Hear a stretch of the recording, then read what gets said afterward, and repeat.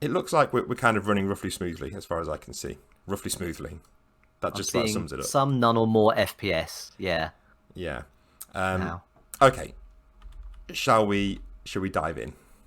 let's do it. So, for those of you who are joining us today for the first time playing GRIMLITE, last time we did this, I said I'm not going to go through all the rules because there's already a video up for that. I'm not going to go through all the rules because we want to get some testing done today. So, what we'll do is we're going to dive straight into a game, and what I will do is I'll explain any sort of recent changes to the game as we go through.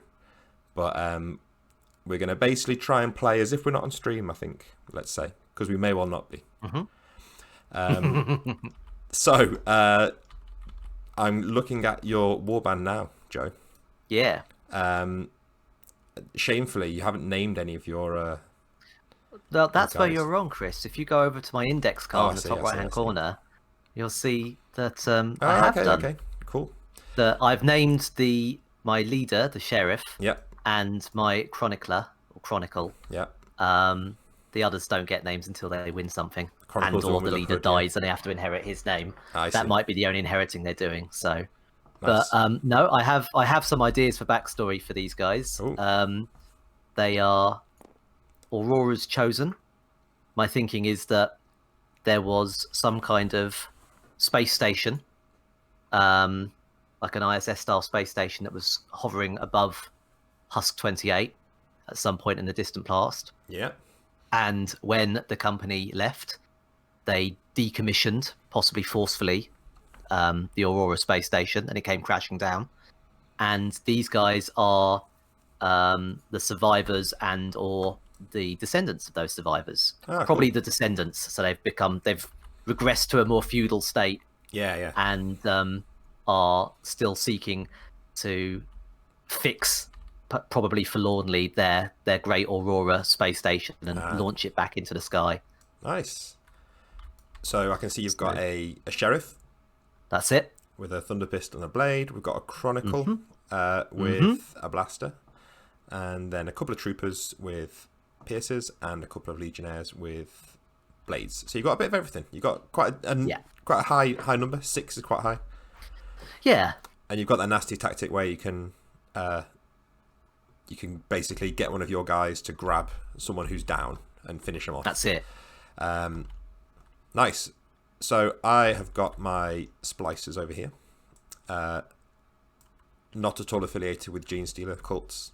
No. Any resemblance is coincidental. I have a slightly different focus. So I've got pretty much all ranged troops here, except for my leader, weirdly. So my leader is Gata, who is a visionary. He has a toxic blade and a link, so he can basically use one of his actions to get someone else to do an action. Like he can basically give his action to an ally that he can see. Yeah. No, he doesn't need to see them. It's just the nearest ally. And his tactic is puppeteer, so he can move an enemy that he can see in a way that does not directly harm him. So he can shift one of your guys as like a little extra move that you don't get to decide, which is good. Okay. But in a way that doesn't, so you can't send him. He can't just throw you off a cliff, no. But he can move you behind cover or or out of cover. Yeah, or into sight of an ally or something like that. So cool. So they've got kind of like a psychic thing going on with him. He's their leader, and we've got an engineer with a Nova gun, which is quite a nasty gun. But it's quite risky, so if he rolls a 1, he's going to damage himself. But he's got precise, so he can re-roll his shots anyway. And then he's got 2 apprentices, which are both precise as well. And they've got a chem gun and a shotgun. So yeah, we've got like sidekicky leader and then 3 shooty guys. And there are these 3 horrors that we're going to be putting in the middle of the board. So the big one is the Devourer, which as you can see is just nasty all round. It has digestive acid, and when it shoots that at you, it's going to also move towards you. Nasty. So that's quite nasty. And then these corpse makers are just little guys with glaives, but they're still kind of nasty. And they've all got this eternal rule. So they, at the start of their turn, even if they're down, they will just recover for free. They don't need to roll or use an action. They just get back up. So if you're going to going to kill them, you've got to get in and finish them off. And I'm going to scatter these around the middle of the board. And then what we're going to do is... Okay. There's been some changes to how the sort of mission structure of the game works. We'll kind of go through them as we need them. But for those playing along at home, we're playing the horror hunt scenario. So you've got 3 lesser horrors and 1 greater horror in the middle of the board. And we're going to deploy touching opposite sides of the board. And we have to make sure that when you deploy, you've got no direct line of sight to an enemy or a horror. Now, this board is quite a bit bigger than I would normally have. So what I'm going to say... This is roughly 4x4, isn't it? I can something measure it. like so, that. Oh no, it's like Yeah. 56 bloody inches. hell, okay. So it's huge. So generally, when I've played this before, it's sort of 24 by 24 or 36 by 36. So what I would suggest is we each take one of these grey buildings as like our deployment zone, if you like. Cool. So I'll tell you what, we're already, our names are already next to some side of the board. So if we deploy there, I think we should take turns deploying our models one at a time. And remember, you can't deploy anywhere that has line of sight to another model, an enemy, basically. Yeah, a non-friendly model. Gotcha. So let's have our first roll off of the day to see who has the pleasure of deploying first. Okay. So I might make, for the purposes of the stream, I might make these dice like gigantic. Nice. Good shout. That's quite big. That works. It's good. The dice are bigger than the miniatures, which is always a good sign. So I'm going to take some purple dice for me because it feels right. Definitely. Let's put these neutral green dice to one side because there is no neutrality here. And I'll grab some yellow. Okay. So should we roll off the first turn? Let's do it. 3. To my 5. So sorry, this isn't first turn, but first deployment. So first deployment. Do you want to go one model at a time or deploy them all and then I'll deploy them? Sure. So having won the roll, do you deploy first? Well, or you do can have a choice, I guess. This is one of the many things that isn't in the rules yet. We're already like breaking the rules. But do you want to go one model at a time? Yeah, let's go one model at a time. That's fine, and I shall have you go first. Cool. Okay, let's put one of these guys here. Done. Okay, all good. I'm trying to act as cameraman, by the way. So if anyone anyone felt like my tabletop simulator behaviour was erratic before, just wait until I'm trying to like track the actions of 2 players at once. Oh, I know what I was going to ask. For the purposes of this map, are we to assume that the ground level below all these bridges and whatnot is lava? Yeah, I was going to say about that. I think it's like a bottomless pit, let's say. So yeah, if we were playing a campaign, I think they wouldn't be like dead. They'd still roll for like a casualty roll. But if they go down there, then they're out of it. Oops. Out of the game anyway. All right. Yeah, out of the match. Hell of luck. So I'm going to put my first down here. Cool. I'll take another one and put them not necessarily here, but actually, yeah, that's not bad. Let's do that.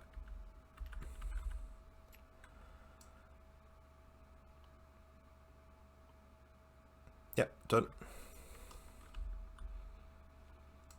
So what strikes me as immediately interesting is the fact that I don't normally, if you're playing a tabletop game like this, it's like, oh, I better be as close as possible to the edge of the deployment zone. Yeah. Which never makes much sense because it's like, well, why not? It's just a line rather than a zone. Yeah. But here, because of the way the movement works, I can be further away and actually feel like I'm really approaching the area. It's a different kind of like the whole no measuring thing. I did it as a bit. I mean, I'm not claiming to be the first person to ever do this. Like, I know there's games that do that already, but I tried it as a bit of an experiment because I'd never played that sort of game before. I find it really interesting. It makes it. It does. It has some like narrative issues if the terrain isn't set up right. Like what I've done with this board is I've tinkered with it to try and make sure there's no like. You just need to make sure there's no giant corridors that like go the whole length of the So like for instance, this one here, you can see like there's like a 10-inch move that you could technically make probably. But also I would argue like it that kind of feels fine. It's when you've got like ones that go literally from like one corner of the board to the other. It feels it's really interesting how you've got to work out those stopping points. It's really cool. Yeah. I mean, this guy is a legionnaire with a blade and nothing else. Yeah. So, I mean, in fact, in terms of the actual real-life models, I'd use like an attack dog or something. Sorry, yes, it is. Yeah, you're second. Yeah. I saw that you've been making the models and you had I'll throw a few pictures out on Twitter when I'm after this. And yeah, that's what I wanted people to feel like. It's tricky because I wanted the names to be kind of slightly flavorful, but also generic enough that it wasn't like you have to use this model for this thing. Yeah. When I was picking when I was picking what I wanted to take with me, in terms of models, it definitely felt like I had an idea of some parts I wanted to use, having been inspired by other converters on Instagram and stuff like that. Yeah. So I had that, and then I also had some idea of what I wanted to see, having some parts to hand, and then from what I read in the book, let's put him probably here. Can I see anyone? Let's move him over a little bit. Whoops. Yeah, it's getting the balance right between like being inspiring but also like open. Yeah, and it felt like that. It was good. Cool. Are you done, by the way? Yes, I am. That's my cool. third. So this is my last one. So I need to be careful where I put him. I feel like I'm being very cowardly here with my deployment, but it kind of fits these guys.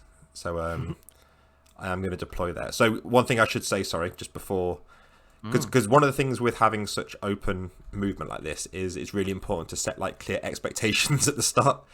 Because otherwise I just say, well, I'll move over here. And you're like, no, that's bullshit. And you end up getting into an argument straight away.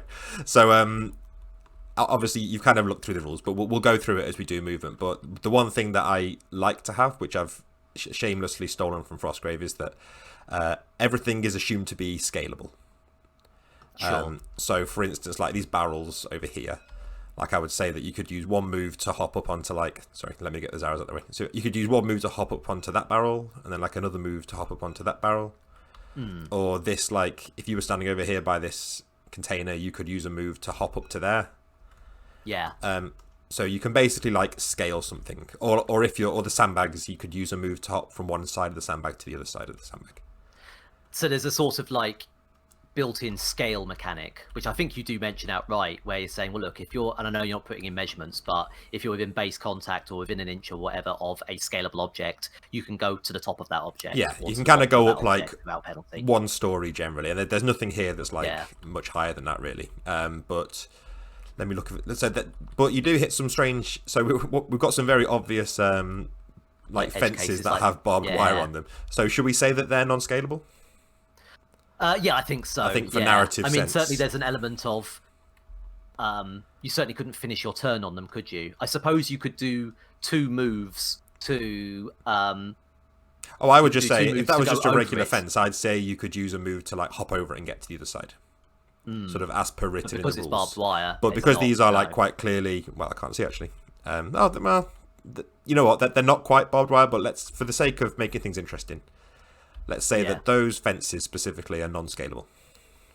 Yeah, that makes sense to me.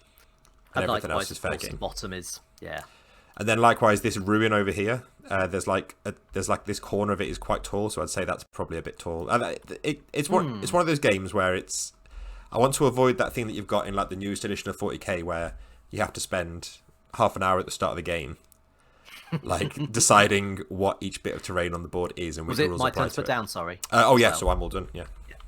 Cool. All right, I'll put the rest of mine down. So I will put my sheriff near the front, as fits his will. There we go. Oh, and you've got significantly more people than me then. You got 6 and I've got 4, haven't you? There we go. As many of my 40k playing friends know, I hate rules. So I've taken lots of models with not many rules rather than have to worry about annoying things like rules, which is why GRIMLITE appeals to me. And then, not going to deploy them there, but the last two can go.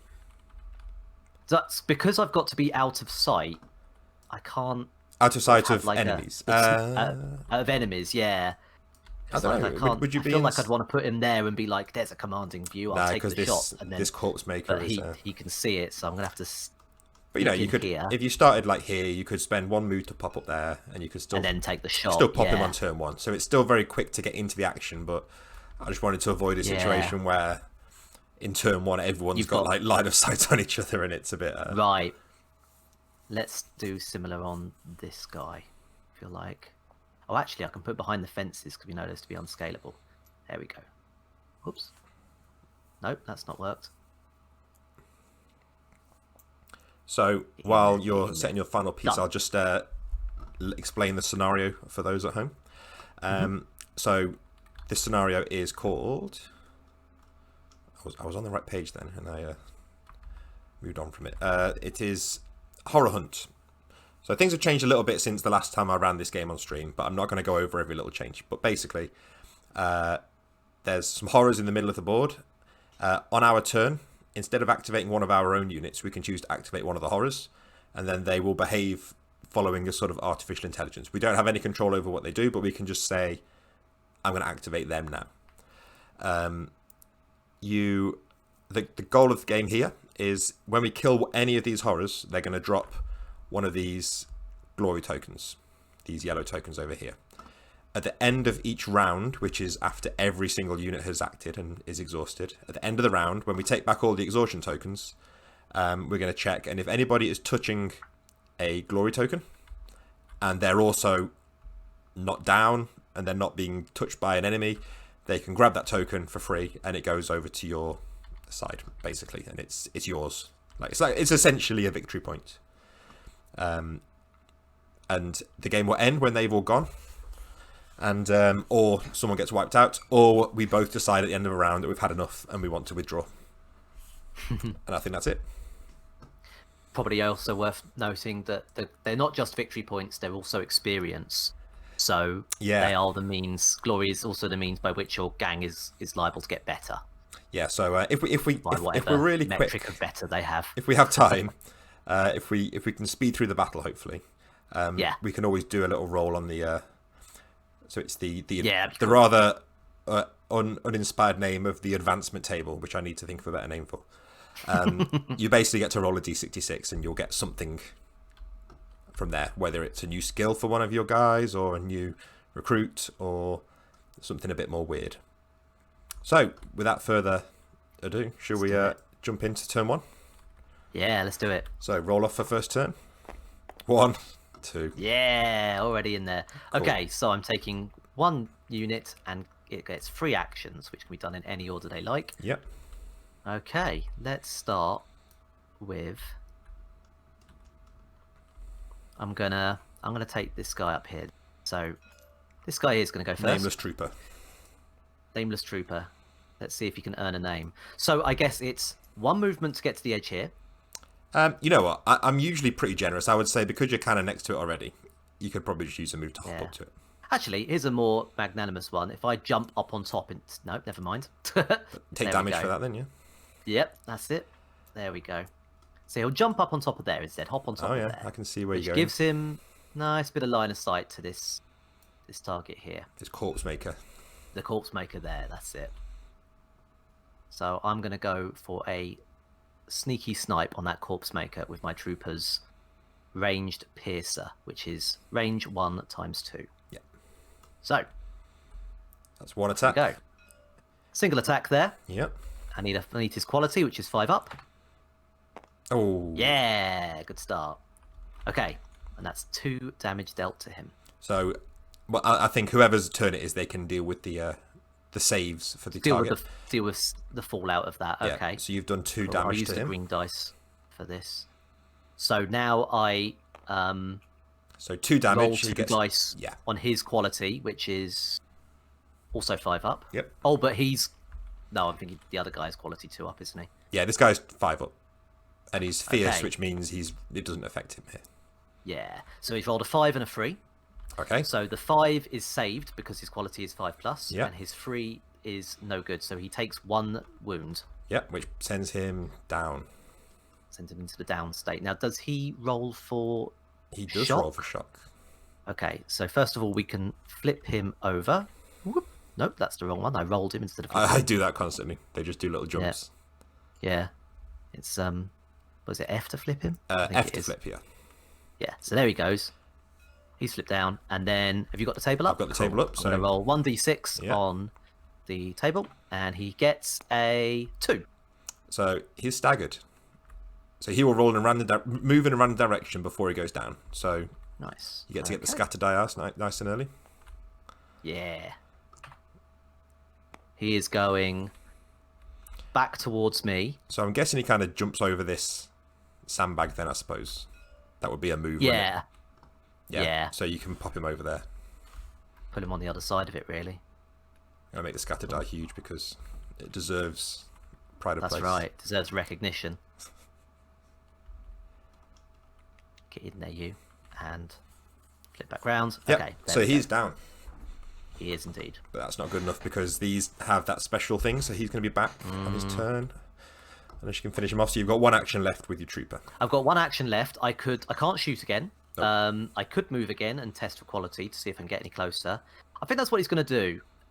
He's going to attempt to jump down and cautiously move to about here I think that's to fine. get a closer look. Yeah. Let's see if he can make it. So the yellow dice is what I'm using for that. Nope. No. So I can decide fails. where you stop between there and there. And I will decide that you stop there. Okay. Nice. And that's your turn. So you pop an exhausted token next to him. Mm-hmm. And then it's over to me. Yep. So that there is a good example. The movement between sort of the pipe and there, I think that's like, if that was like a serious drop down, you'd say that the drop is the movement. But here, because it's relatively short, you say that he can move, drop and move. It is loosey goosey. It's it kind of by design. That's how it's going to be. But I think as long as you go into it with the right attitude, that's the key. Yeah, it ties into the scenery that you have as a games player, Yeah, and definitely. the models you have and everything. So Right. yeah, it can be a benefit, not a drawback. So I could get clever, and no, I'm not going to get clever. I'm going to stay stupid and do something quite basic here. So I feel like this is kind of risky, but oh no, let's do. Are you happy with that little jaunt across there? Yeah, I know it's a little that's bit, good. diagonal. that's okay. But that's one move. And then this was a foolish idea, but I'm going to stick with it. I'm going to try and move to here. Okay. Just a little bit further.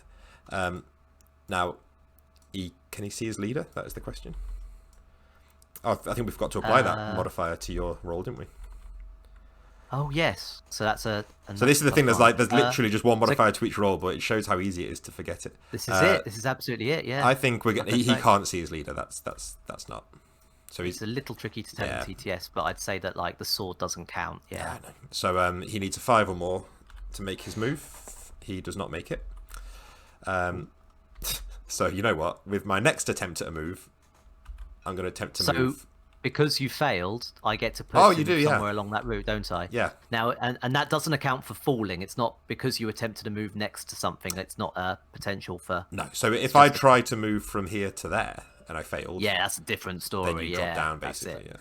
So, and that is an option. So I'm going to say that the move actually mostly occurs. You're not quite next to the I sandbag. mean, it was kind of a You- stupid you move anyway. Sort of So stumbled ahead a little bit, just enough to catch the attention of this corpse maker, perhaps. let's see. And from a competitive standpoint, enough to balls you up so you can't go back the other way. So would you say I'm in line of sight of the Devourer? Yeah, because he's big enough. Yeah, you can. That's fine. Well, I'll take a shot then, because that was my intent. So this is my apprentice with the chem gun. So it's 3 shots. Oh, at 5+, but he's precise, so he can re-roll his misses. So let's do that. That is no hits. So let's re-roll for precise. That's 3 hits. Wow, that's more like it. That's why you need the skills. So 3 hits on the Devourer. So the Devourer is saving on 3+. So one of them gets through. So the Devourer goes down. Now I will roll for shock on the Devourer. 2, which we Also know 2. is also staggered. So let's stagger him. He's going to go towards my table edge, if he can. Yeah, I guess he's going to go like... just getting out of sight of my guy, basically. Yeah. There we go. So there we go. That was a move, and a shoot. So he is... I'm going to clone a load of these from my side. But yeah, there we go. So he is exhausted. He's mega exhausted. There you go. There you go. That was a productive turn-ish. Cool. Well, for my turn, I can't... So, let's see if I understood the horrors right. So yeah, you can like... From a narrative point of view, I can't see how this corpse maker wouldn't want to do something in response. So, for my turn, I'm going to activate this corpse maker. Are we saying he can see my guy? Ah, that's right, because it's a behavior. Yeah. So what they'll follow a certain sequence. So if they can attack the nearest target with a weapon, they will do. If they can't, but they have a touch weapon, they'll move towards the nearest visible target. If there's no visible targets, they move in a random direction, and they stop if the target becomes visible. And then it's just a weird edge case, but the last case scenario is they'll make an unarmed touch attack, if that's the only thing they can do. Yeah, if nothing else otherwise. I think that, like, I can't see how you wouldn't have startled him, right? You know. I think we can say there's like a line of sound, if not line of sight. So I'm happy to say narratively that. I don't know if they're. Yeah, to be fair, we can still say that because it does pass through. You can see the line there. Yeah, that's fine. Passes through. But there's a barricade between us, so he's not going to be able to get straight. He's not going to be able to get to me. No. For free. No. And he doesn't get 3 actions worth of behavior, or does he? He does. So his first thing he would do is he would move to here, and then he'd try and move to here, but he'd need to roll. Yes. And then if he had an action left, he'd attack and then me. He'd make his attack. All right. Let's try it. Cool. Yeah. So his first move is automatically the other side. succeeds. Yeah, he's on the other side of the sandbags as of this moment. Yeah. Then we need to roll his 5-up quality. Yeah, to get the move in. Oh, He makes. cheeky. We've got some hot dice today. The thing I've learned is like 5+ sounds so bad, but it seems to 5+ happen a lot. feels worse than it is, but it's still a 1 in 3 chance, which is not nothing. Yeah, I think because you always assume it's going to fail. So when it fails, you don't think about it, but when it succeeds, you like. Definitely. It feels massive. So yeah, now he's going to attack, isn't he? To that end, let me remind myself a sec. He's got a T2 × 1 glaive. Okay. And he's fierce. He's going to glaive can this up reroll. then. Let's do it. 2 of them. We have got 1 hit. 2 and a 5. And he 1 can hit. re-roll because he's fierce. Oh, he's fierce, yeah. So re-roll the when miss. you do a re-roll, regardless of option, is it you re-roll all of the dice involved, or can I pick and choose? You just re-roll the misses. Just re-roll the misses. Oh, I'll take it.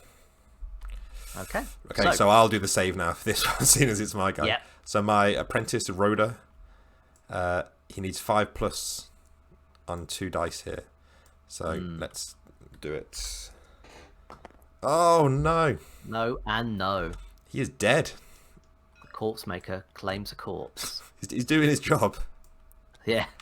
I mean, I did name them corpse makers. That's fine. They're there for. Well, he got to shoot the big nasty, so that's fine. And Cool. that's now exhausted, so I'll pop a token there for you, seeing as I've got one. So he's now done. I'll take his, yeah. Okay. So that was I mean, I kind of feel like I did that to myself to some extent. I think one of us had to. Given the nature of the map, one of us is going to have to shuffle forward and then become the target. Now, this guy here... Stir up the nest. I feel like he has line of sight. Yeah? You Yeah, happy yeah, with that? definitely. Yeah. Yeah. So, oh, he's only the shotgun guy though. He's a bit crap. In fact, you know what? I'm in no rush to kill that horror. I'm more concerned about finishing off the big one. So I'm going to move. Oh, sorry, I should have said I'm using. Hang on, that's not my move. I'm just. So he was That's okay. he was here. I'm going to move him to Yep. like here. Mm-hmm. Just pop out. This is my engineer with the Nova gun, and even though he's like the problem with TTS is when you flip them, they go down into the upside down. You lose line of sight, but I get the Yeah, idea. We'll keep him but back. we can see that he should be like sprawled out down There here. he is. Yeah. He's that big. So So he's going to take a shot at him. Now he's got a Nova gun, which is 3 times 2, but ones will damage the shooter instead. But he's precise, so he can at least re-roll those ones yeah. if he needs to. So 3 shots. One quick question. Hold the Yes. thought on the dice. Because that raises an interesting point. So at the moment on TTS, obviously they're flat, so it's just a case of flipping it back over. Yeah. But in the rules as written, you've got it as you would lay the model down Yes. when they go down. That's So right. would you count line of sight to the lying down model? Yes. Yeah. Okay. It's kind of like I use like true line of sight if that's what they call it Exactly. technically. Yeah. Yeah. So Okay, I actually cool. rolled 3 Sorry, hits carry there. on. I got 4, 5, and 6. Nice. So I don't need to re-roll any because he's 4+. So that's an incredible result. So that's going to be 6 damage to the Devourer. Wow. It's pretty full on. This weapon is slightly crazy, but every time I've used a weapon that had that ones on a miss, that where ones cause damage, so far I've ended up killing myself with it. So Was there? And now he's 3+. So Yep. oh, that's no good, is it? So he saved 1, 2, saved 2 and 3 3, of them. but he's going to take a further 3 damage, which is easily enough to kill him. So he is Mega gone. dead. Before he got to do And- anything, that's always the way. And a glory in his place. There we You've go. got a droid clerking down there. So getting the balance between like making it so the horrors can be killed by big weapons, because you kind of want like that's one of the more powerful. In fact, I dare say that is perhaps one of the most powerful weapons in the game. That Nova gun, and it's expensive and it's risky. Yeah. And so being able to do 6 damage is quite rare. And I did roll very well, but it still always feels slightly cheap when you get to kill the big bad. But I guess we did it in 2 shots. But it happens. Yeah. That's it. You guys are. I had a Why are you shooter guys guy. hunting horrors? That's another yeah. fact we haven't considered yet. What's the? Oh, what's so the I reasoning think why? this. I'm assuming there's some kind of mind control going on with this guy. So this Gatter Right. character, I'm imagining he's kind of like a cult leader, but maybe like. So these are all engineers and apprentices. So I'm thinking he's like a cult leader that's sort of moved into a lab, like a weapons and splicing lab, and sort of taken them on board a little bit unwillingly. Nice. So he's shot. I'm going to try and actually move him back to here. Can he see his leader? No, he can't because he's popped around the edge now. So he's going to need a 4+ to make that second move. He makes it. Loves it. So he's going to pop back in. And he is now exhausted. Over to you. Nice. Okay. I'm going to. The other good thing about using a horror instead of one of your own models is you already outnumber me. But we're going to reach a point soon where I've used up my guys. And you're going to have like a Yes. few turns like uninterrupted, which can have some dangerous consequences for me. I feel like there's a factor there in terms of who's going first, but I can't quite work it out. If there's a potential if you went first, but there's more horrors on the table, or if you went second, maybe and there's more horrors on the table, you get the opportunity to activate one more horror than otherwise. Yeah. But it's so random as to be pretty difficult to gauge. That's it. The version that I tested, yeah. I tested a version earlier this week with a friend where we were trying a version where you could sort of activate the horrors and you could sort of control them a bit more like a normal unit. But what happened is my friend very cleverly sat back like with all these people behind cover and just like used all the marched all the horrors over to me and just like it could have worked against him because I could have just killed them all and taken the glory, but it didn't. It just ended up and then after I spent my whole turn dealing with the horrors, he could march in and just like sweep up. So yeah, this is a bit more of a sweet spot between the two, hopefully. So Yep. I am going to take this Legionnaire. I think he's smelling blood now. He's going to surge forward to here. Are we missing a corpse maker? One. How many did you want on board? Should be 3. We've got 1, 2, and the flipped one. Ah, he's flipped. Yeah. Oh, there we go. Sorry, I forgot. So he's going to go up to the edge there. Yeah. Because he'd have to slightly skew his straight line. See, this is where it gets interesting because he needed to deploy out of line sight. Yeah. So he has to go up to about there. And now he can go along like that.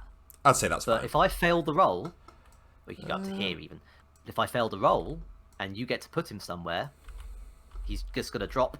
And See, that's that. I think if you were doing it over like a bare jump, I would say I would agree with you. But I feel like that is mostly kind of like, I don't know. I feel like if you wanted to just get to the edge of it here, you could do that without risk. But if you're trying to get like include a little jump there, like that, I'd say that's a bit risky. I feel like I want to risk it though. I want to What's get his in there. 5+ though? Can he see his 5+ leader? boy. You can see his leader, so we'll get Can +1. see his leader. So it's a 50-50 chance of just death. I mean, Yeah, that's it. I feel like that's never a great. Third one there, way and then from there, where might he go from here? I suppose he might go to It's only turn there. 1 as well. Remember, Yeah. round 1 rather, I should say. All right, we'll get him to. We'll make the move to there, Make the safe and then move. if he, Yeah. yeah, Cool. 4+. No, yeah, 4+. 5 up. Yep. He makes Does it? it. So that puts him there. And then he can no longer see probably his it. leader. I think it's fair to say. Yeah. Yes. So Oh, it was a he's- 4 up, yeah, because of his leader. Yeah. And then, well, I can't do anything with the corpse maker because all I can do is potentially move up to him. Yeah. Doesn't have any ranged weapons, so that's that. So I think the prudent measure is to make a third and final move like that. That's going to be the attempt Okay. to be about there. What's the nice thing about TTS is you can put yourself exactly back where you were. Or I'm not. I don't want to help you out too much, but you could always try and hop up here. If you're trying to.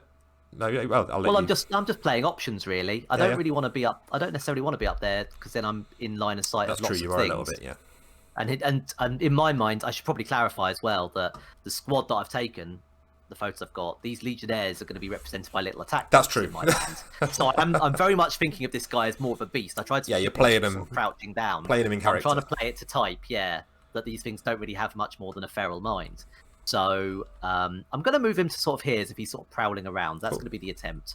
So a 5+ this time because he can't see his Yep. leader. Nope. No. So where are we trying to Where get do you to? wanna There. The intent was to kind of hug that larger crate. I'm going to say that you don't get anywhere. You're going to stay there. Yeah, fair. Cool. Is he exhausted? He's exhausted, and that's that. I'll Cool. put the exhaustion token down now. So on my turn, now I feel like I have little choice but to activate this corpse maker Okay.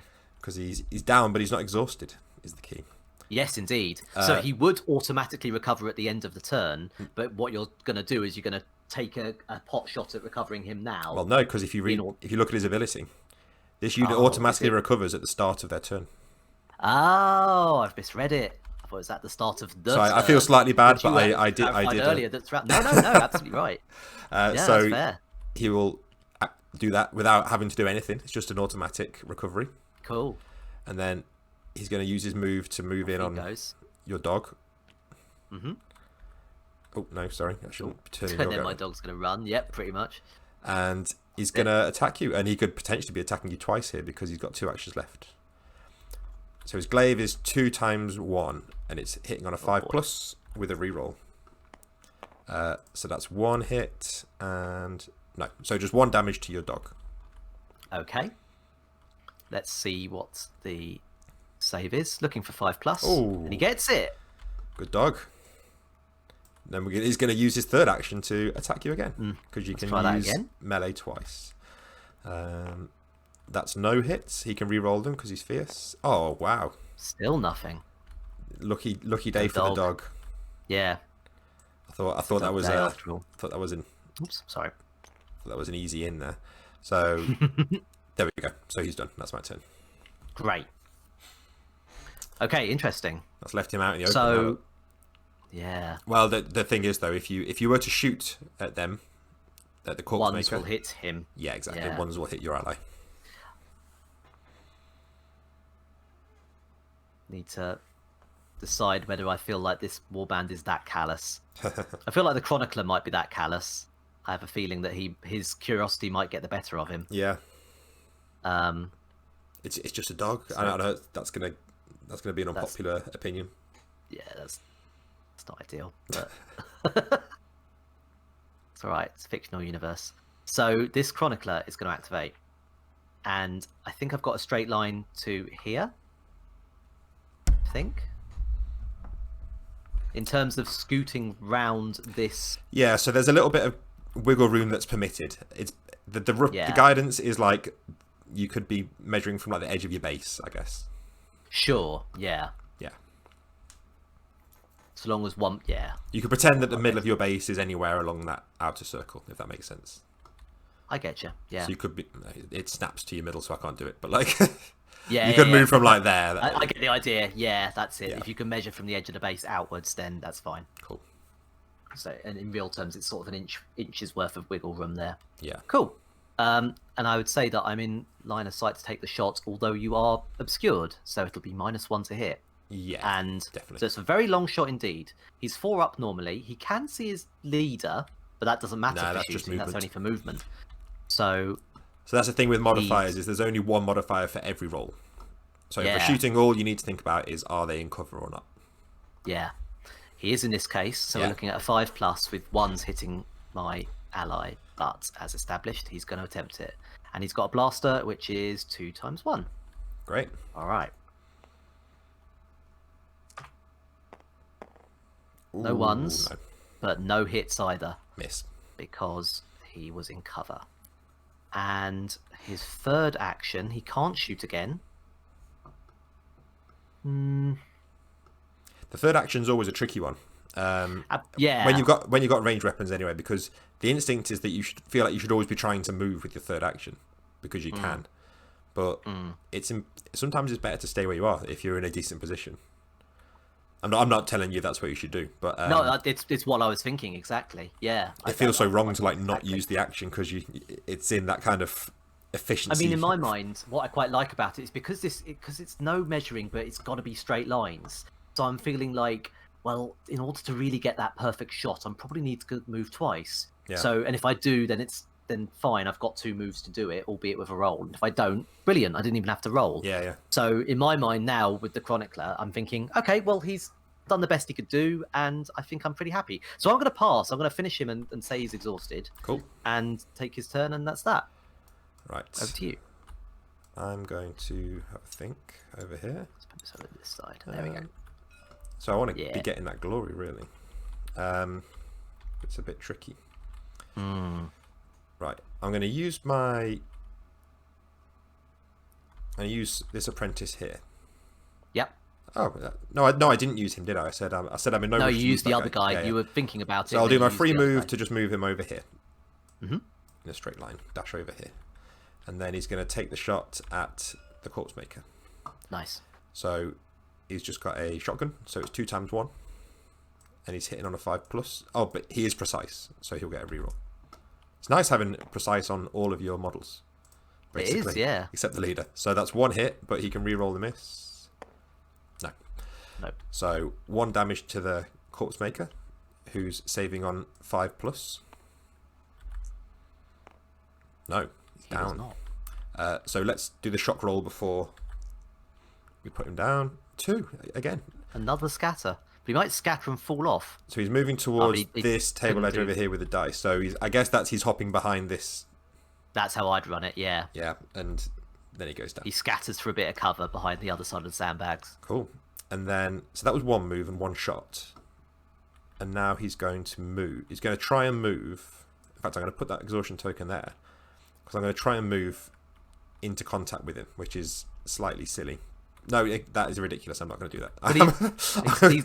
But he's exhausted, but then there's always going to be yeah, because this is when yeah. the activation order on the second round is always really interesting because everyone's tied up. You need to think about who do you need to get in first. So he's going to try and move to there. Can he see his leader? Not really. There's fireworks going on outside my house in the middle of the afternoon, which is bizarre. Okay. Can you see your leader? A case could be made. Again, I don't. Nah, I'm going to say. I can tell. I don't think so. I'm going to say just no. Okay. I think it's fair. So he needs 5+. Oh, he does it anyway. So he moves. Right. He's happy. Just to here. And he is done. Over to you. Cool. Let's see. What have I got left? Right. You've got like 3 models left, and you've got the option of this horror here. Horror here. Now, I'm thinking aloud here, for the sake of us talking through the process. I don't want to activate him anymore because I want him to come closer to. I don't want you to get an easy glory kill and all the glory ends up on your side of the table. Yeah. So in my mind now, I'm thinking, I gotta take more risks. I gotta do something with this guy. So I'm gonna activate my. I think I'm gonna activate my leader. So the capture tactic is one thing, and then he's got his own. He is precise, but he's got his thunder pistol, which is a free shoot when moving to base contact. Yeah. Okay, so I could. I don't think I can easily get into base contact with him though. I can go up here. I would say go up to the here, move to say here, and then take a shot in from there, which is a pretty good shot because he's 3+ and he's precise. So the ones to hit, I would hopefully mitigate that. Yeah. The third move, you'd need a third move to jump down again, wouldn't you? So that's that. I'm gonna do that. I'm gonna move him up to here. Yep. And then I'm going to attempt to move to there on a 3+ and get a 2. I feel like I knew that was going to fail. I was just about to say it's like the inverse of the 5+ thing, where you think 3+ feels like such a safe bet. Yeah. So now you're in an interesting place. I mean, you've got line of sight to that guy. That's what So I will take that shot instead. See, there's an interesting point. Do you have to declare all of your actions when you activate the model? No. And therefore say, okay, so you can. I think that'd be a nightmare. You can. Yeah. Well, it's sort of like fair play because you could argue from a narrative point of view. Yeah, he's tried to move there to do this failed. thing, and then he's like, "Oh no, I've lost." And then he's sort of the momentum of the movement has. Yeah. Like in the movie, it's where he's just dropped his gun and like, okay, pathetic, move on to the next shot, you know. But from a game point of view, it's frustrating. I think you've got to I always try and think of the narrative afterwards. So like he's hopped up here, and for whatever reason he's decided not to move there. He's decided to take the shot instead. So I guess maybe this thing has started to rock and it's unstable. Yeah. And then he sort of sees this thing leering out the corner and he takes a shot. Cool. That's what he's going to do then. So his thunder pistol is 1 × 2. So one of these. 3+ with a reroll. Doesn't need it. 2 damage on him. 2 saves for him to make, isn't it? And I'm doing all of the recovery. Yeah. Saves. Oh, that'll do it. So it feels a bit strange me rolling his saves because it's like I aim high. I hit high. Yeah, maybe. And then I have to hit low. Should we say the other player does the horrors? Could do, yeah. So there you go. He's for dead. For the purposes of their recovery. So he's out. Oof. And his corpse is sat there waiting to be claimed. That's it. All right, good. And he's exhausted. And over to you. That's quite lucky as well, because if I had failed... Oh, what have I've posted in some dice, sorry. There we go. I'll take those back. So now there's no horrors left to activate because they've all gone. So I've got no choice but to use my guy. I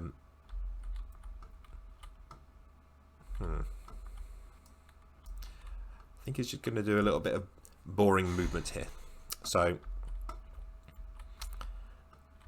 he's going to use 1 move to hop up to here. He's going to use his second move to, I don't know, would you say that's it? Do you think he can get over to here with a move? Because it feels like a sort of appropriate, like, dramatic jump, 3-point landing sort of thing. So he needs a 3+. Oh, God, No? So, no, so you can put me anywhere Okay. between here and there. So he's going to take an awkward tumble and end up sort of like that. Yeah, dead. Sort of. Yeah, well, not dead, but there you go. Okay, and then so my third movement, I guess I'll try and like do a little diagonal on there. I'd say that's pretty safe. Yeah.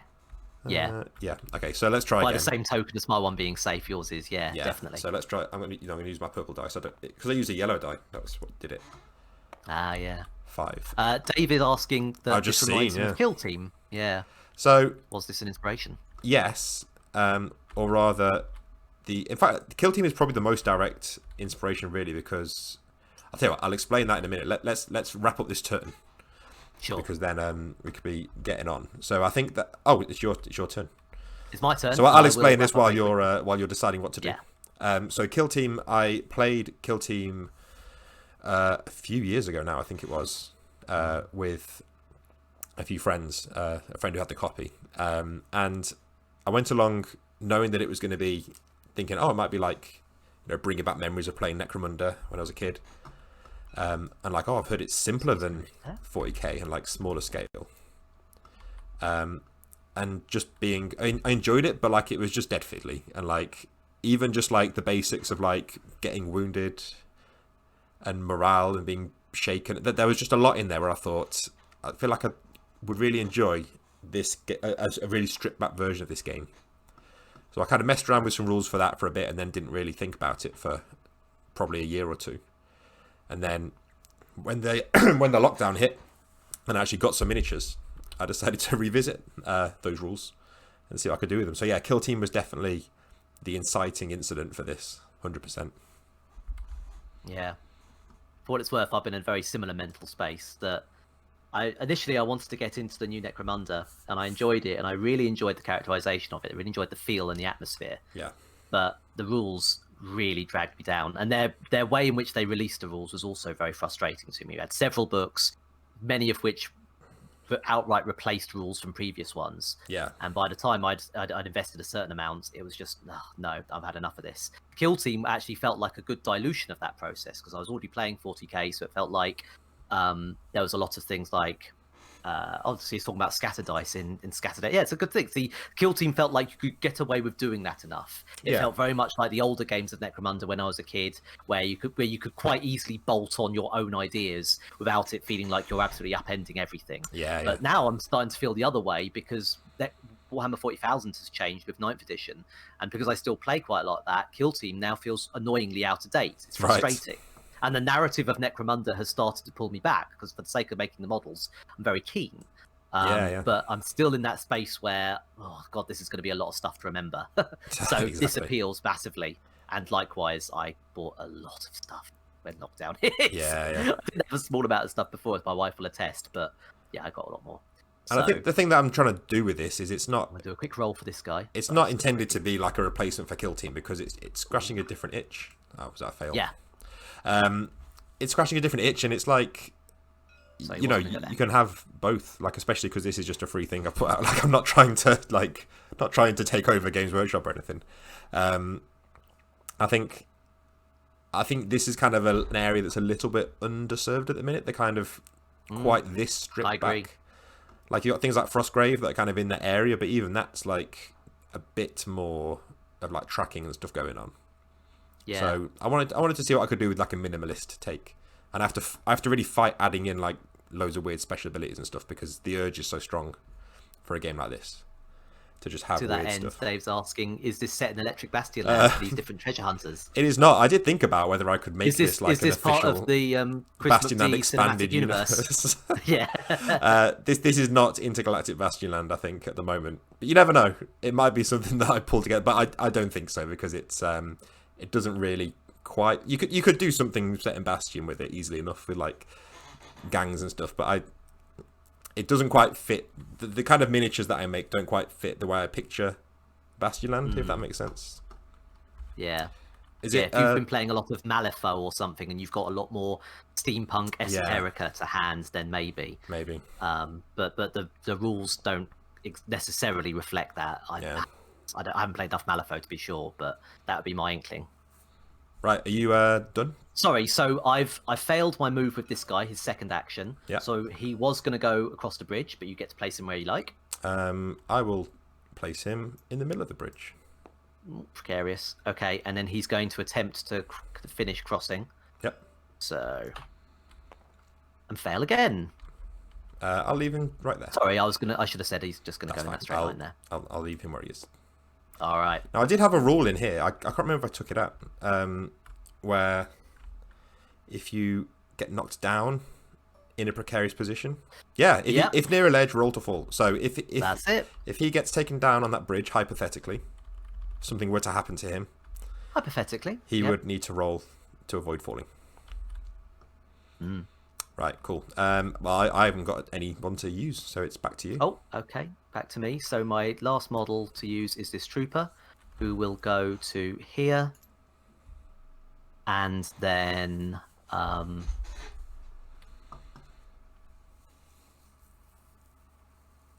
don't know why I did that actually. Can I take that back? You can take that back.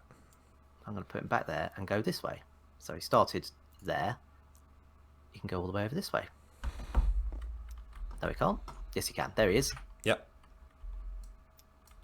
And then let's get some...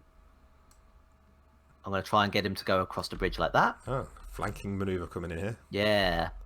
Another 5+. Oh, yeah, jammy. made it. And then I'm going to really try and up the flanking side and put him to there. So another 5+. Nope. No. So where was his intended So destination? his attempt was there. I'm going to leave him where he is. Okay. And that's him. Done. Cool. I'm going to quickly answer Japan Dave's question. Well, I'll tell you what. Ooh, if I can answer that question, if I can give you a terrible job, do you mind removing all the exhaustion tokens? Yeah, good idea. So if you sweep them up while I answer that question. Japan Dave says, I know you had a variety of games you developed. Is Electric Bastion your main game, or are you done with that and moving on to other games? So basically, I'm not done. Well, I'm done with Electric Bastion in the sense that the book is done. And available in stores now. Available in stores now. Available on bastionandpress.com, I believe, and bastionland.com. But if you're watching this, I'm assuming you already have a copy of Electric Bastionland. And at the moment, I'm working on numerous other things. At the moment, GRIMLITE is something I'm messing around with. I don't know whether it's going to turn into anything that gets like published or anything. So in short, the follow-up was saying the devs for Lamentations of Flame Princess have been making content for their system for years.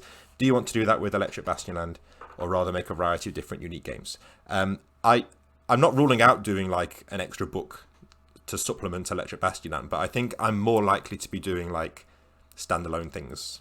I think in terms of extra content for Electric Bastionland, I tend to just put that up either as PDFs or on the blog. So I think the next like book or like release, like a Kickstarter thing that comes out, is going to be probably a standalone thing.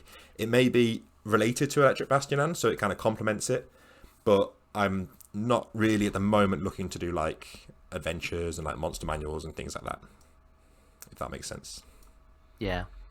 And certainly you've seen stuff from other developers. We had Silent Titans, didn't we, last year? Well, that's it. And where Super Blood Harvest this year. Yes. So we're already starting to see stuff that is sort of fulfilling that niche and doing it incredibly well. Right. So I am going to suggest, but looking at the clock, that we do a pick up the pace on this game. Let's do it. So let's do a roll off for the turn.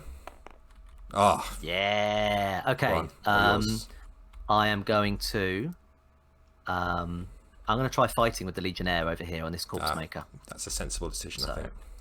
So he is 2 times 1. Looking for a 5 up. Oh, that's 1. It's 1. So I'll roll for the thingy, shall I? You roll the damage, yeah. So 1 hit to the horror. He needs a 5+ to save, and he doesn't make it, so he's down. I'll roll for shock as well. 4. I'm not used to getting an actual result. 4. Last gasp. Free, shoot, or fight against your attacker. Didn't want that. As it goes down, it's going to lash out at your Legionnaire. So that's 1 hit. Oh, it's fierce, isn't it, as well? fears as well. So it's just one hit against your dog. One hit, so one survive, which Oh, fails. So I now go down as well. He's not on the ledge, so he's fine. He's not going to like go down. So they both end up down, Cool. basically. Yeah. Do I now roll for shock for my guy as well? Oh, yeah, yeah. So one shock. 2, Is of a course. 2. He's going to run. Oh, no, he's going to... Oh, yeah, no. He's going to flee. No, it's... so there's that way. No. So if you've got crawl, which is 5, you can choose which way he goes. But this is staggered, which is move in a random direction. That's it. Yeah. So I'll let you roll the scatter die. Okay, so I've scattered. Oh, I was really hoping you'd fall off the ledge. Yeah. So he's sort of awkwardly kind of... It's one of these ones where you kind of have to just take it on a case-by-case basis. I think you could argue that he's just like staggered that way a little bit. Yeah. Okay. He's sort of jumping around a little bit, isn't he? So that was his first action.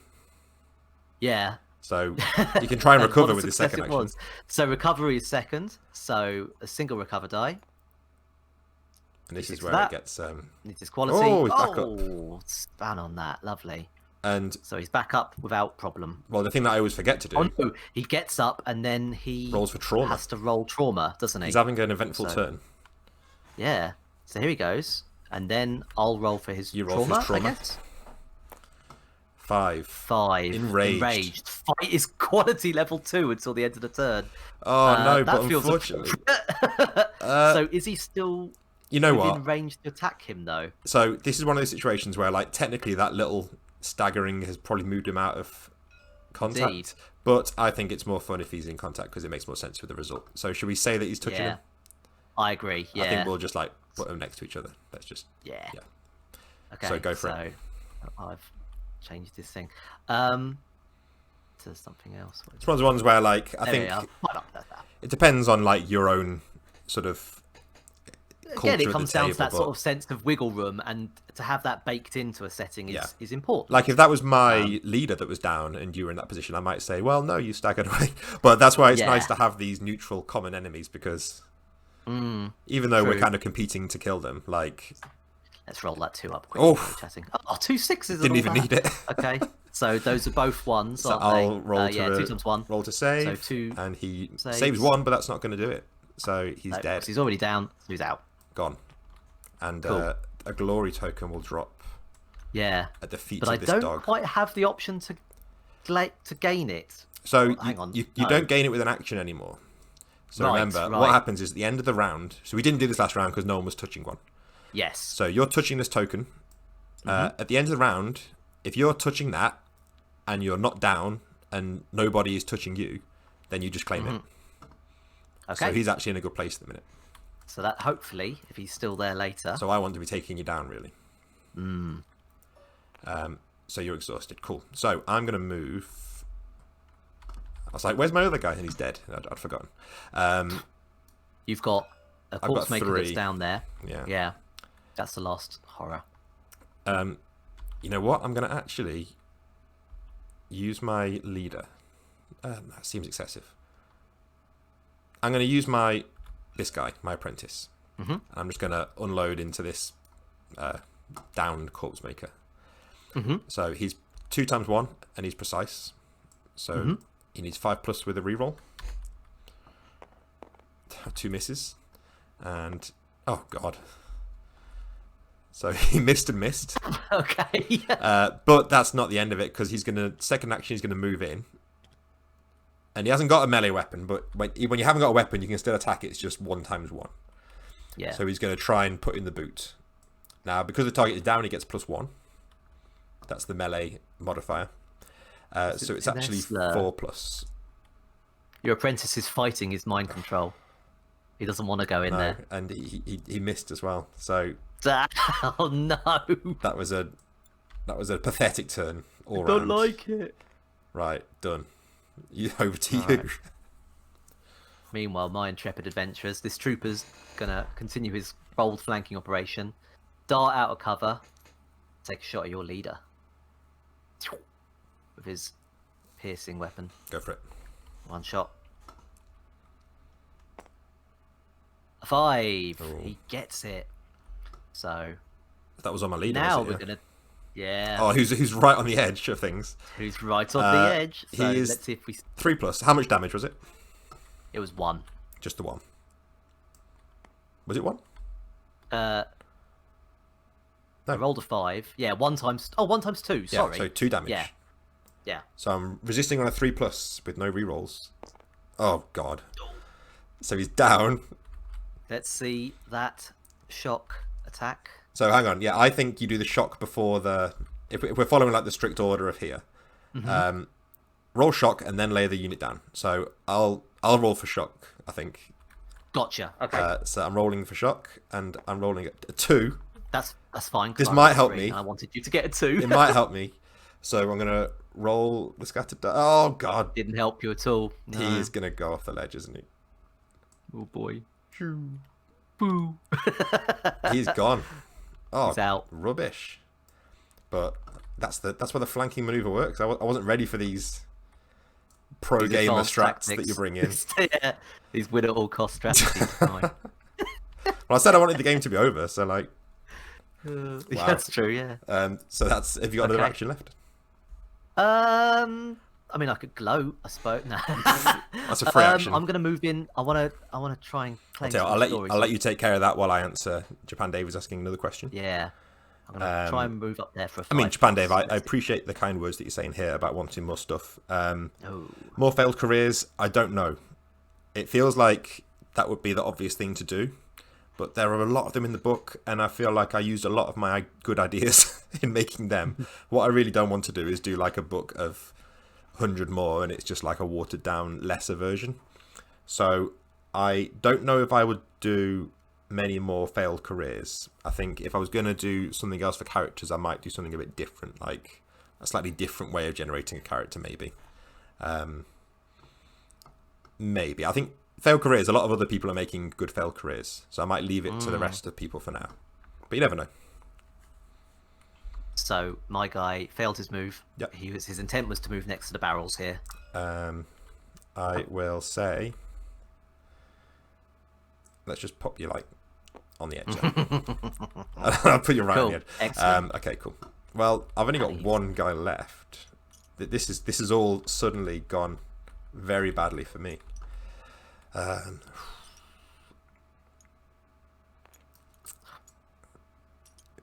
Right, you know what I'm going to do. Would you be happy to say, it's slightly cheeky, but No, it's okay. this guy hop up onto like there? Yeah. See where this is going? Yeah. And then Definitely. he can get, I think, a clean shot at your Absolutely. trooper. It's like petty revenge, but that's the Absolutely, greatest as it should be. motivator. All.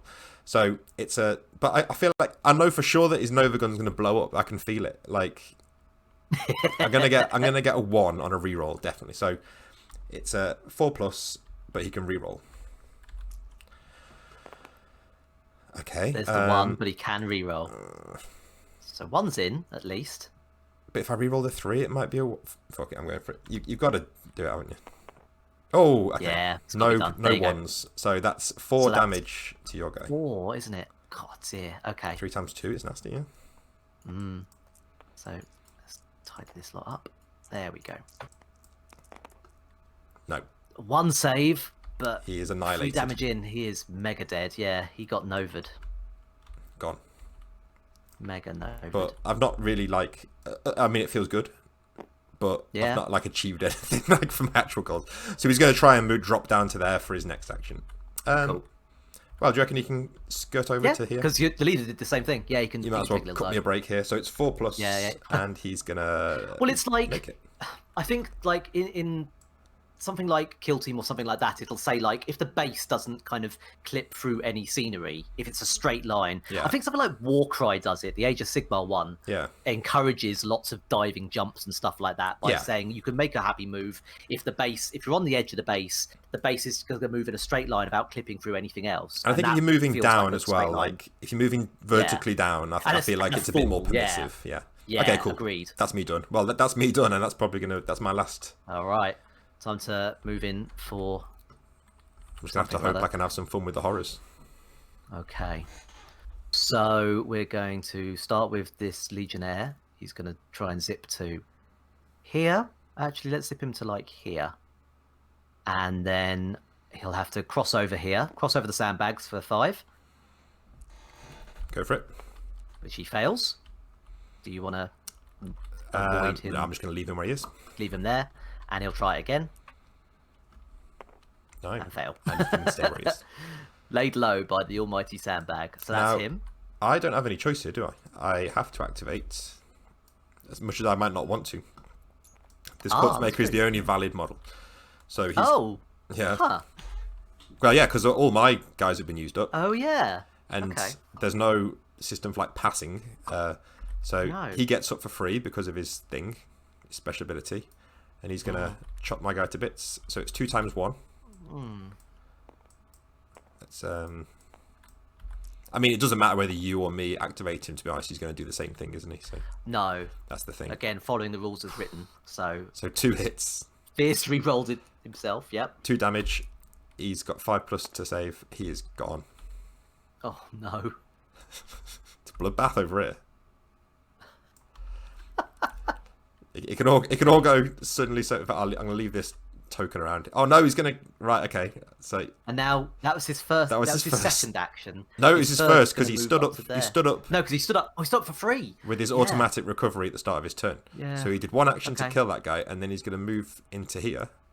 And then he's going to use his third action, to attack my engineer. So this is pretty bad. That's 1 hit, but he can re-roll. So it's just 1 damage. Surely I can save it. It's a 4+. Goes down. Oh god. Okay, let's do the trauma. Shock, sorry. Well, kill shot. I know what one is. Kill shot. Yeah. So he's gone. Oh. Oh my god. It's like a TPK, and he is exhausted. All right. So you do you, while I remind myself what happens now. Okay. Cool. So my archivist is going to casually come have a look at this, what my dog's picked up here, and stop the round there. My trooper is going to move up to there, and then attempt to move to here on a 5+. No. Do you want to pause him? He can stay where he is. Yep. And attempt again. No. Same again. So he stays where he is, effectively. And then, last but not least, my leader is going to move to the end here. Can he... No. Go on. No, there's a good amount of scenery in the middle there. There's no way he can get the shot to the far side. So he's going to try and drop down for his second move, which is... I reckon he could probably get to, like, the edge of the sandbag. Yeah? Okay. As long as he can make that makes sense, because then he'd have to, like, scramble over it. That's where he, like, so 3+. Yep. He makes it. And then the other side of the sandbag to get that piece of glory. I'd say he's touching it if he can make it. That's fair enough. If he makes it. He makes it. He does. Okay. And I think that's turn. He's gone, he's gone, he's gone, doggy's gone, leader's gone. Cool. He's so gone. We remove all of the exhausted tokens. And then we check for anyone that's touching a glory token. So which is one. The sheriff can grab 1. 2. And these 2 guys can grab that one. So you can grab them too. Say that. Oh, sorry. Is it too hard to... Are you getting too much glory? I'm just suffering from success over here. Overburdened. There we go. And this one is now still open, and this guy's still up. So you'll be pleased to know that this is officially a slaughter. So at the end of the round, you can check for success. So slaughter is if only one warband has units remaining on the board, which you do. The winning warband performs 1 final round before all units are removed from the board safely. Any unclaimed glory is lost. So you still get like 1 last round, which we'll go through. I'm a good sport. And yeah, I guess you just want to see if you can get that and whether you can get to here in time. So one last round over to you. Okay, so we'll start with the Just- leader can go. I'm going to sit on the sideline and just cheer for the horrors at this point. Exactly. He'll go from here to try and get that on a 3+, which he fails. He's got so another he move, will try hasn't and move again. Yeah. Yep, one more move attempt. 3+, makes it. So lock that in. Then it's your turn to auto-activate Oh yeah, the horror. I at least get to do that. So Yeah. let's just see where he goes, because that might affect things. So sorry, well, no, that's Oh, a very that's that's a not very work. crooked roll. There you go. It was going that way. So he is. What was I going to say? So let me just go through it properly. So he can't see anyone. So he's going to move randomly, and he moves sort of up that way, which I'm guessing is like here. Yes. And then for See, his, what's interesting is we've already established several times in the game, by just virtue of agreeing it and playing, what happens when he crosses gaps. Yeah. He can just dash across a gap. he's going to try.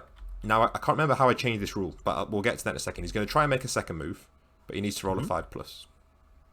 Okay. Oh, He's happy. and he's in a random direction. So that way. So I mean, arguably he might now at this point jump on top. I think that makes more sense. So I'm Yeah. going to say he's going to jump up on top. It's very beneficial to you, I should say. Because then for his final action, he can see your sheriff. In fact, Oh, it's yes, not they that can't beneficial. No, because he can now see him. So now he's going to move in that direction. And I think that's one move, isn't it? Yeah.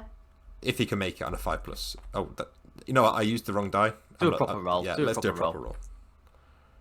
Yes, he makes it. So he at makes least it. now we've got a bit of sport here in that the issue you've got now is that is contested.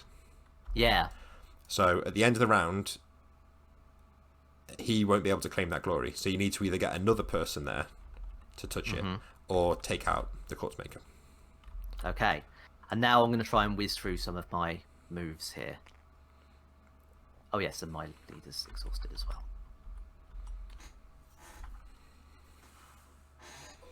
Okay, so I'm going to take this Legionnaire. He's going to cross over the sandbags. He's going to attempt a second move to about there Yeah. I see. on a 5+, which he makes. Ooh. And then final one will be to... I think we can say he can see the leader. Oh yeah, that's true. That was really a proper roll, but so he's got a 5 there. I'll allow it. I rolled. Oh, okay. This is where those little dice rollers come in handy. I'll get that set up for next time, because you can say anything which doesn't land in the dice roller doesn't right. count. Sure. Like it's falling off the table. So there we go. That's that. And then Trooper can go. Now you're just fighting for whether you want to. Because if you could take this guy down See now, if I can take that guy out. that's your only hope, really. Yeah. You could climb up, couldn't you, and get high. Oh yeah, that's true. If that guy goes to...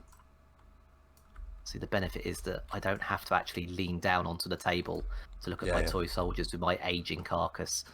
I can just do it with the mouse on TTS instead. Oh, what's that tool that you've got up? What? Huh? Oh, no, ignore me. I thought you were doing something fancy. So my thinking is to move him up there and shoot you through the window. You could do that. There'll be cover. There'd be lots of cover. But if you could get up onto here, ooh, then you get a clear shot. Now you can't see the leader. Is that one move or two, though? Because we sort of established that would be two. I think for these moves. big barrels, it would have been 2. But for these little ones, I'd say you can hop up. Plus, it's fun. Okay. Cool. Let's try it. I will attempt it. Roll it. I feel like I could make an argument that it's 5+. risky and you could fall, but I think it's fine. Yeah. Okay, but he failed. So where do you want him? No, I'll leave him where he is, so you can still get the shot. Yeah, okay. But you're going I'll to be take behind that. cover. Yeah, I'll take the obscured shot without being able to see the leader. So the barrels aren't looking going for to a 5+. work for you. No. 5+ with 1. No. Very nothing. Okay, so that's Never mind. him exhausted, and then Oh, you still got the your Chronicle. only I got Chronicle and one more dog? Yeah, he's over Did the here. dog die? Oh yeah, they're both next to each other. So He's going to struggle to get anywhere, isn't he, really? yeah, the dog's gonna just sort of move into there. Oops. Attempt to cross over there on a 5+. You know what? I'm gonna bring a dice over because this is sort of chopping and changing a lot. Let's put a dice on the table. Ruin our immersion. There we go. No, fails, and then one. then attempt again. No. He can stay there. Can't. He can stay there. This chronicler is going to attempt to move to here, then try and get up on the table, on top of there rather. Yeah, and that'll give him a shot. On a 4+. He's not nimble. He's elusive. Oh no. Fails. I'm not going to help you out, I'm afraid. No. So I'll try and move him again. Kind of follow his action through. That's fine. Guess it's a 5. Yeah. There we go. So he ends up there, but without means to take the shot. And that's the end of the turn, isn't it? That's turn. So before you can get this one, it escapes the battlefield. That's it. Well, actually, no, it doesn't. It doesn't technically, because we need him to still be there if we're following the rules. Right. So exhaustion tokens we can get rid, and glory tokens. So if not for this legionnaire, this would stay here because your guy is engaged, so we can't grab it. But your legionnaire can grab it, so you can take that one. And any unclaimed glory or horrors just go. And now they and that's it. So did you lose anyone? Yeah, you lost one. I got one. I lost one petty vengeance kill on Humble Trooper. Might not be making it back. So if you bring your warband over here, mine are handily already off the board. Do you want to do a really quick post-battle sequence? Yeah, let's do it. Let's run. Yeah, I got time. Let's run through it quickly. So mine's a bit quick because I got no glory, which does happen, but you can still like get interesting results. That was one of the goals that I had, was that even if you get away with nothing, if you've all died, then it's still interesting to see what happens, because you might get something good. I'm sure they won't the way that I've been rolling, but let's. This is where this is one of my favourite aspects of your sort of old school skirmish games, Necromunda and the like. Is really trying to see how the story plays out in terms of who lives and dies and what happens to them and so on and so forth, and then potentially modelling that. Oh, definitely. That's something you can do. You don't have to do it.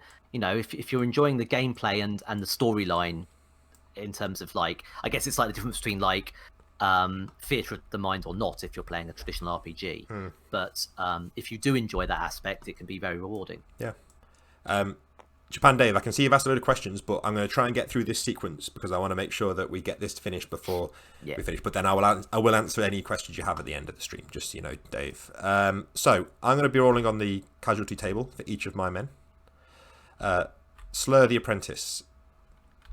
Let's roll for you. 6, you see? Experience, gain 1 skill. So I feel like he's already precise. So I might give this guy elusive, which is going to help stop him. No, you know what? I'm actually going to go for nimble.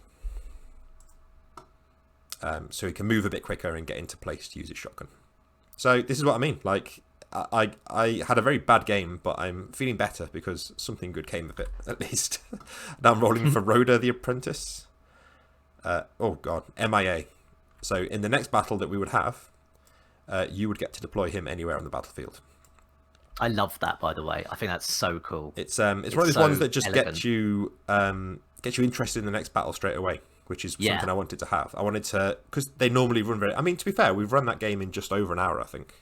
That's it. It was a particularly short game, but I think. But it ties into the sort of sense of that brutal combat, which I think, for the sake of relatively few dice rolls, that level of granularity is really good. And there's a way that I'm thinking about trying out that sort of slows down the damage a little bit, like a little bit of a throttle on it. But I don't know. I do quite like it. So my engineer. Oof. 6. So again. Oh, now I've rolled the PDF. What am I trying to do? Alt, there we go. Gain 1 skill. So you know what? Let's stick with the theme. Precise and nimble. So they've learned the value of being able to run away. Mm. And then I already know this is going to be a 1. Don't do it. Don't jinx it. Don't know if Have I'm even faith. bothering. Oh, 5. There you go. See, Gain 1 glory. See, I like that he one. fell down the pit and found a glory down He did. there. He came out like you go. Gandalf the White. That's it. And he came back with some shrapnel. So you know what? That's I'm feeling very good now about this whole result. That's good, isn't it? Yeah. Now, on the flip side, you have got just 1 casualty roll to make for your trooper. Let's get my small pile over here. Maybe luck is going to turn against you. Maybe. There we go. All right. Let's roll my comparatively smaller dice. 1. It's not a 1. Oh, it's a glory. More glory. I'll take that. You'll have to duplicate 1. There's not another glory to go around.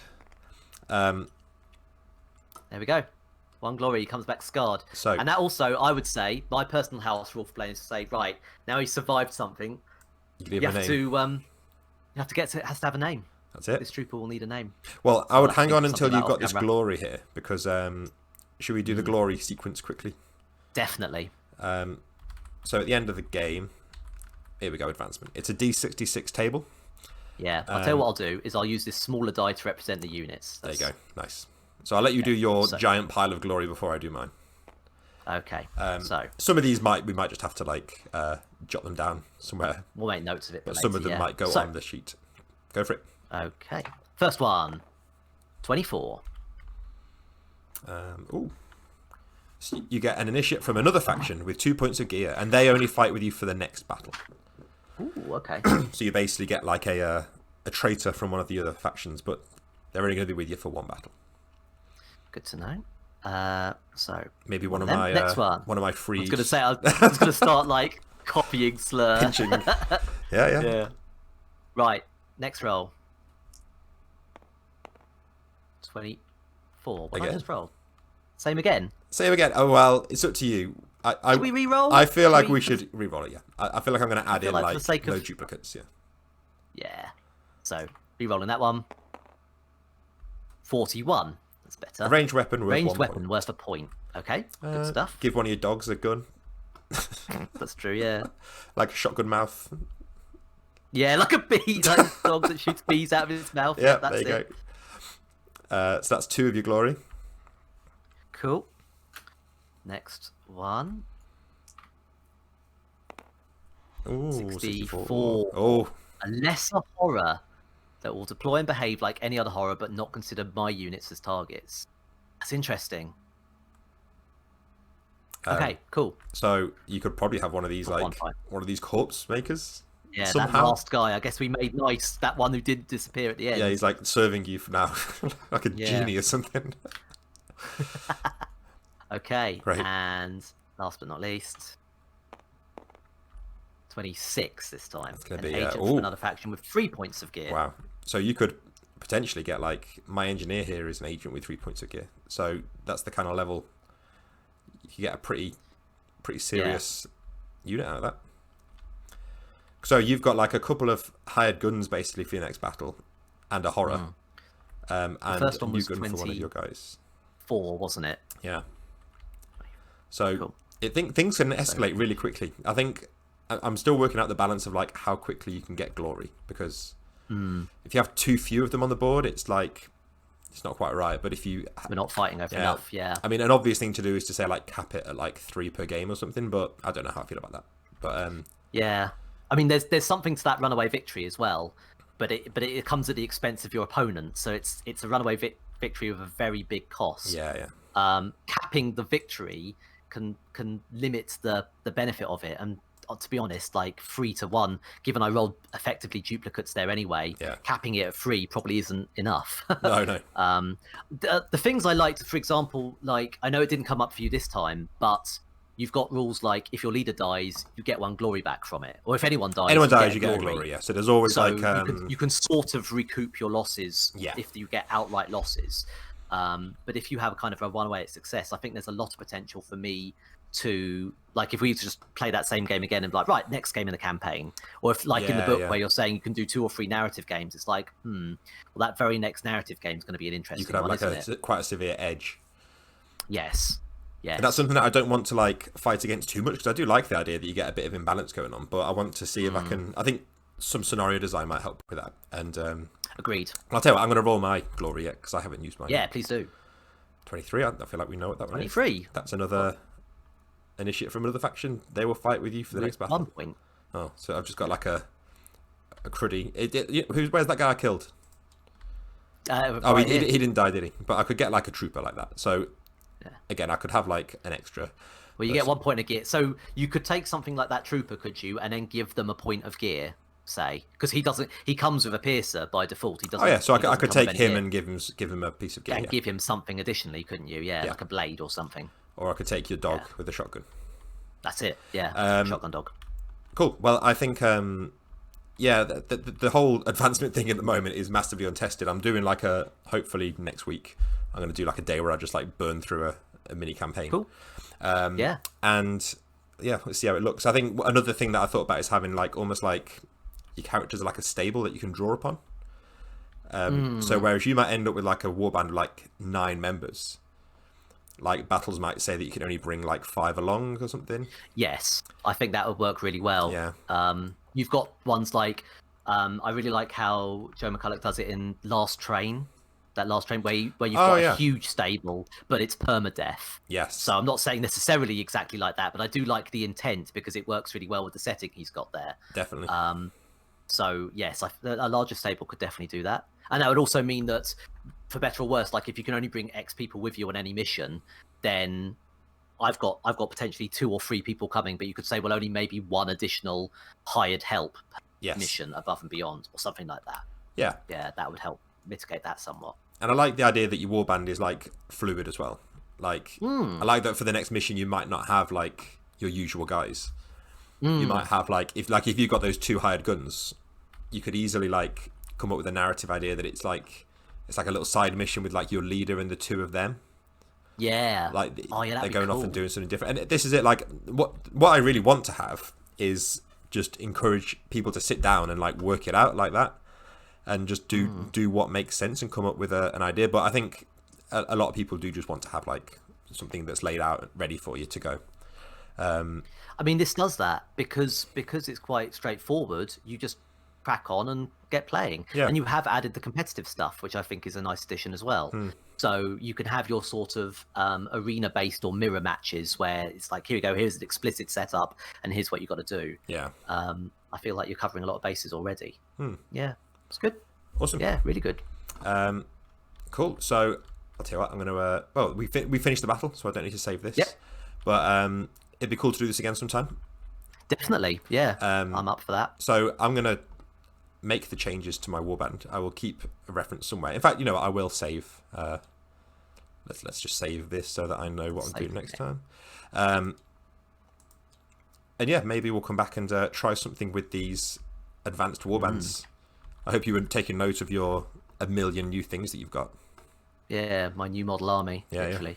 I've got to go back and make the models though. That's my own personal. Oh, that's it. Yeah, because you're making these in the flesh. I've got to make them. I can only use the ones which I've actually built. So yeah. You got to get building. Yeah. Awesome. Cool. Right, brilliant. Well, thanks for joining me today. For anyone who's watching this, whether on Twitch, if you are watching on Twitch, well done for sticking with this because it's been a bit of a rocky ride, technically. But if anyone's watching this on YouTube later, do you have any way you want to plug for where people can find out more about your stuff? My stuff? Yeah. Well, you can find me on YouTube. Probably best place to keep an eye on what I'm working on is Twitter. So you can find me at what's my Twitter again? Jay Burnell or something. I tagged you in on this. Yeah. I've followed Chris. It's something like Joe Banner or Jay Burnell or something. You can also find me on Twitch. I'm Joe Banner on Twitch. So I'll probably post any of my game designing stuff will end up on there. Lovely. And because I said I would answer the questions, I'm going to go back and quickly answer Japan Day's question. What do you think of somebody else writing a collection of short stories or a novel in the Electric Bastion setting? I don't know. I've never really people have asked me about like novels set in the Electric Bastion and world, but it's kind of, I've said before about how it's a world designed for the game. Like, I didn't design the world because I wanted to like write novels. I designed it because I wanted it to fit with the game. So I kind of feel like it's in my head, it's not like a good fit for a novel. But if someone else wanted to, you know, that's their way of engaging with the world. So who knows? Maybe. Well, I'm going to do my normal Twitch stream on Tuesday next week, which I'm sure will run much more smoothly. There will not be a stream on Friday next week because I'm away. But hopefully, week after that, I'll come back in with a bit more GRIMLITE on stream. Maybe we'll do another game or something, or we'll work something out. Great. So, everybody else that's watching, as always, you can stay up to date on bastionland.com. This was originally broadcast on twitch.tv/bastionland. And I'm going to go and have a drink and recover from the severe beating that I've just taken, and look up some top strategies for the next game that we play. I'm gonna change. I'm gonna severely nerf the faction. That's clearly where the issue was. So great. Thank you, everyone, and stay safe.